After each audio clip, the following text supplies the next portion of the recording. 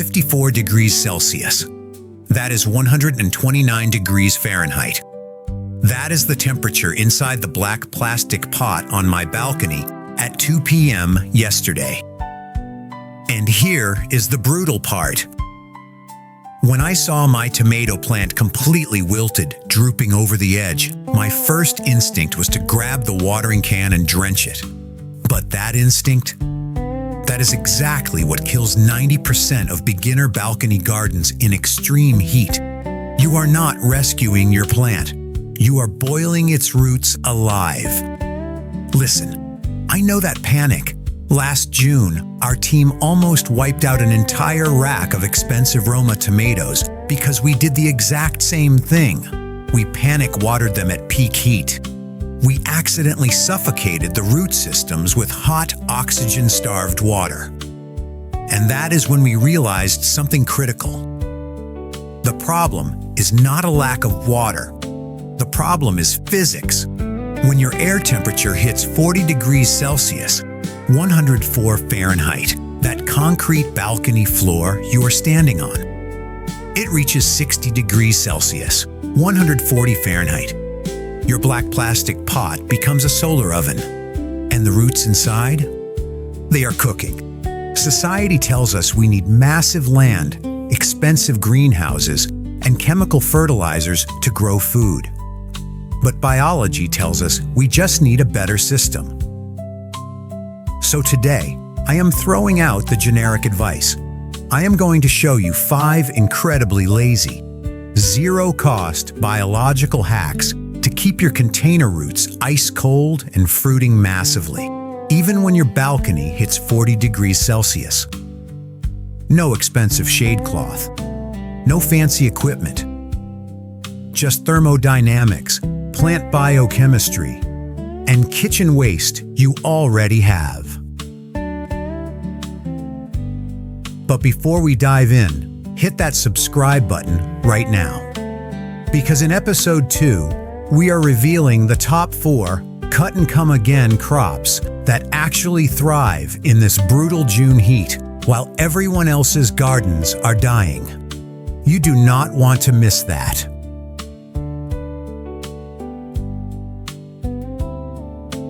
All right, let me show you what is really happening on your balcony.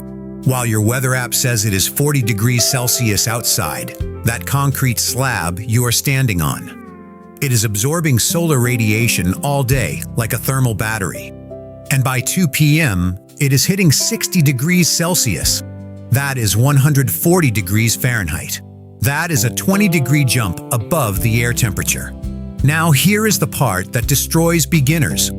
Your black plastic pot is sitting directly on that 60-degree concrete. The heat transfers straight through the bottom via conduction, like putting your pot directly on a stovetop burner that is set to medium-high. And inside that pot, the substrate temperature near the west-facing sidewall, the side getting the brutal late afternoon sun, can easily exceed 54 degrees Celsius. That is 129 degrees Fahrenheit.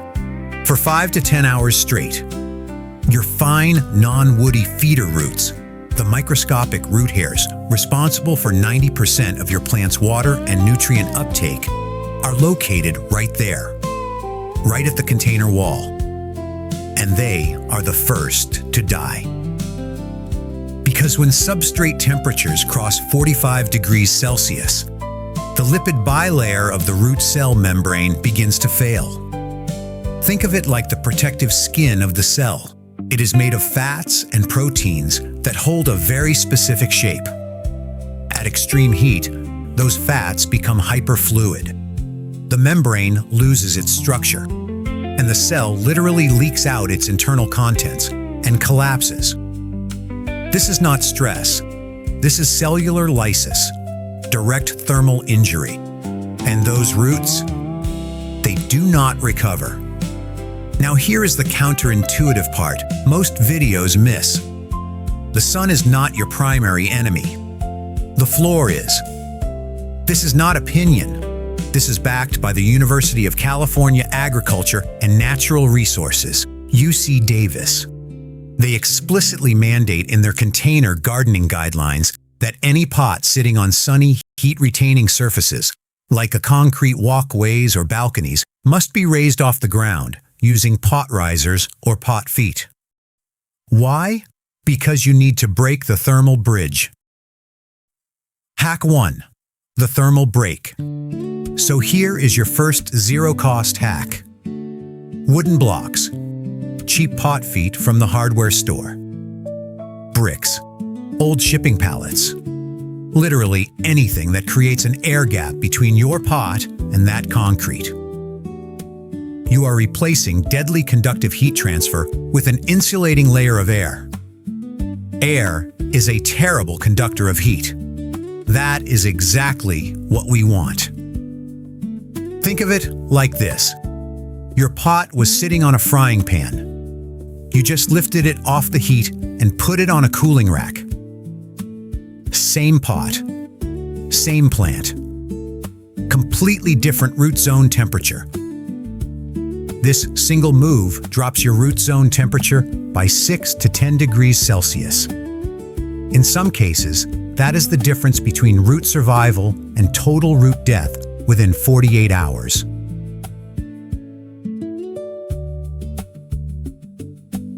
Hack 2. Shading the container, not the leaves now. Most beginner videos tell you to run out and buy expensive 30% to 50% shade cloth and drape it over the entire plant canopy. Wrong target. Texas A&M AgriLife Extension. Researchers and master gardeners figured this out years ago through field trials. The roots are what actually need the shade, not the leaves.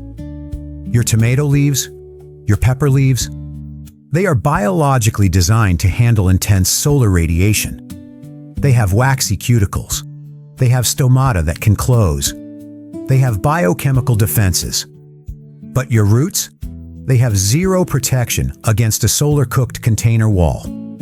So here is hack number 2. Wrap the sun-facing side of your black plastic pots with white cardboard, aluminum foil, light-colored burlap, even a white cotton t-shirt you are going to throw away. You are changing the albedo, the reflectivity, of the container surface. Instead of absorbing 90% of the solar radiation, you are now reflecting 70% of it back into the atmosphere. This intervention alone drops the root zone temperature by up to 10 degrees Celsius. Same plant, same balcony, same weather. Just a smarter physics hack. See, your plant was never genetically weak. You were just asking it to fruit while its roots were being slow roasted inside a thermal oven sitting on a frying pan. We just turned off both heat sources. But here is the thing nobody talks about. Even with cool roots, even with shaded containers, if you water at the wrong time of day, you are still going to suffocate the root system. And that deadly timing mistake is exactly what we are fixing next. So your roots are finally cool. You elevated the pot, you shaded the container. And then at 2 p.m., you see your tomato plant completely wilted. Leaves drooping, looking half dead. And every instinct in your body screams, water it, now. That instinct is going to kill your plant. Listen, that wilting leaf at 2 p.m. It is not out of water. It is experiencing what plant physiologists call a hydraulic bottleneck. Here is what is actually happening. When the air temperature hits 40 degrees Celsius, the atmosphere becomes incredibly dry. The vapor pressure deficit, the difference between the moisture in the air and the moisture inside your plant, becomes massive. That dry air is pulling water out of your leaves faster than your roots can physically pump it up through the xylem vessels. Even if your soil is soaking wet, the plant wilts because the roots simply cannot keep pace with atmospheric demand. Your plant is not dying. It is in biological lockdown. At temperatures above 35 degrees Celsius, a critical enzyme called rubisco activase, the protein that activates the photosynthesis machinery, starts to physically unravel and denature. At the same time, the plant releases a stress hormone called abscisic acid, or ABA, which violently slams the stomata shut to prevent total desiccation. Your plant looks dead, but it is just surviving. And if you wait until evening when the temperature drops and the vapor pressure deficit relaxes, the plant perks right back up. No water needed. Hack 3. The 6 a.m. irrigation law. But here is where beginners make the fatal mistake. They see that wilt at 2 p.m. and flood the pot with water. And they trigger what I call micro-root boiling. Let me give you the exact numbers. Cold morning water at 20 degrees Celsius holds about 9.09 milligrams per liter of dissolved oxygen. That oxygen is what your roots need to breathe. Roots are living tissues. They respire. They need oxygen to convert carbohydrates into cellular energy. But when you pour water into a sun-baked pot at midday, when that substrate is sitting at 50 degrees Celsius, the dissolved oxygen in that water crashes to just 6.4 milligrams per liter. You are replacing the air pockets in the soil with hot, hypoxic water. You are forcing the roots into anaerobic shock. Think of it like this. Your roots are already operating at a hypermetabolic rate because of the heat. They are producing heat shock proteins just to survive. They are burning through oxygen. And you just submerged them in hot bath water with barely any oxygen left in it. The roots exhaust whatever trace oxygen remains in minutes. They shift into anaerobic respiration. The cellular machinery starts to break down. The delicate root epidermal layers slough off. And those hot, waterlogged, oxygen-starved conditions, that is the exact breeding ground for Pythium root rot. So here is the rule. Only water at 6 a.m. before the sun hits the balcony. When the soil is still cool and the water you are adding is cold and oxygen-rich. If your plant is wilted at 2 p.m., leave it alone. Wait until evening. If it perks back up on its own when the temperature drops, it was never thirsty. It was experiencing a hydraulic bottleneck. Hack 4. Ecosystem stacking. The canopy effect. Now, here's a spatial hack most people never think about. Stop lining your pots up in a single flat row like soldiers on parade. Push your heat-loving, thick-leaved plants, peppers, okra, eggplant, to the front edge of your balcony. Let them take the brutal solar radiation head-on. Then tuck your delicate leafy greens, lettuce, spinach, herbs, directly behind them in the localized shadow. You just created a 26 degrees Celsius surface cooling effect purely by intercepting the sun with larger leaves. Think of your balcony as a forest, not a parking lot. In nature, the canopy protects the understory. You're doing the same thing in 4 square meters. So now your roots are cool. Your watering timing is locked. Your spatial design is optimized. But there is one final layer, the biochemical shield. And it is sitting in your kitchen right now. All right, your roots are cool. You are watering smart. Your spatial design is dialed in. But there is one problem nobody talks about. Heat-stressed roots are sitting ducks for soil-borne pathogens. When your plant is pouring all its metabolic energy into producing heat shock proteins just to keep its cellular machinery from collapsing, its immune system is completely compromised. The root tips stop producing defensive compounds. The protective barriers weaken, and opportunistic fungi start circling. The worst one? Pythium. Root rot. Pythium thrives in exactly the conditions beginners accidentally create.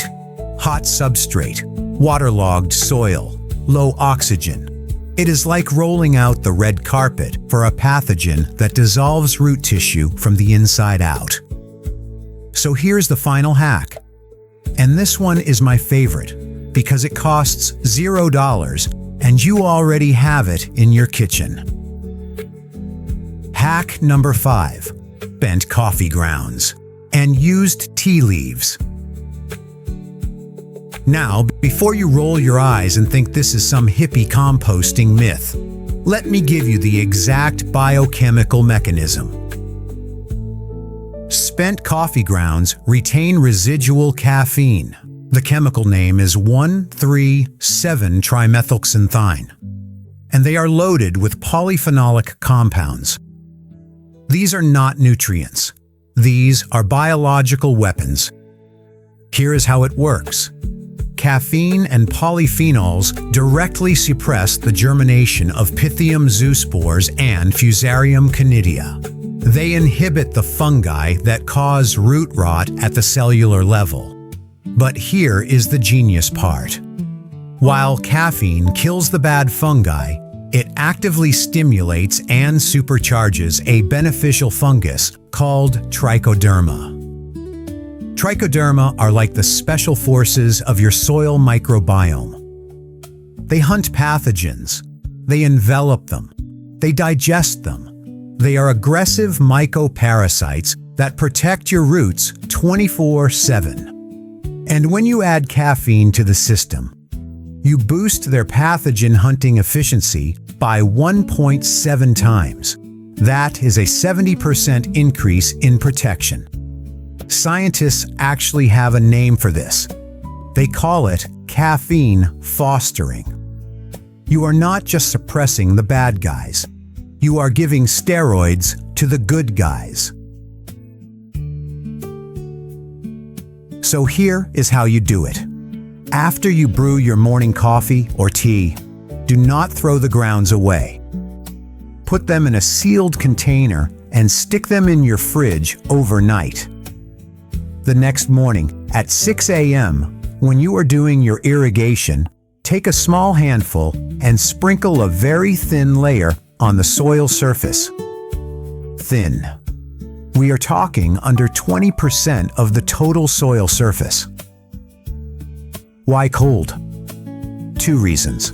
First, the cold grounds physically cool the surface layer of the substrate, giving your roots an extra thermal buffer.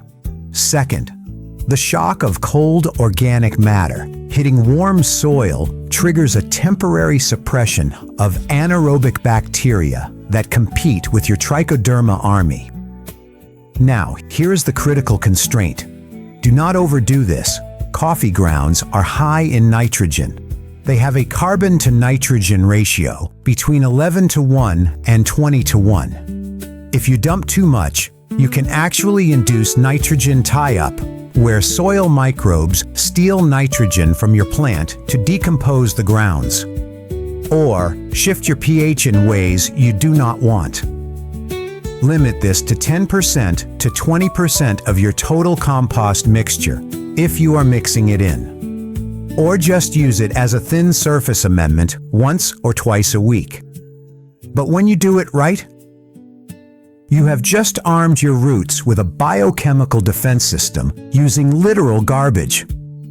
You are not gardening anymore.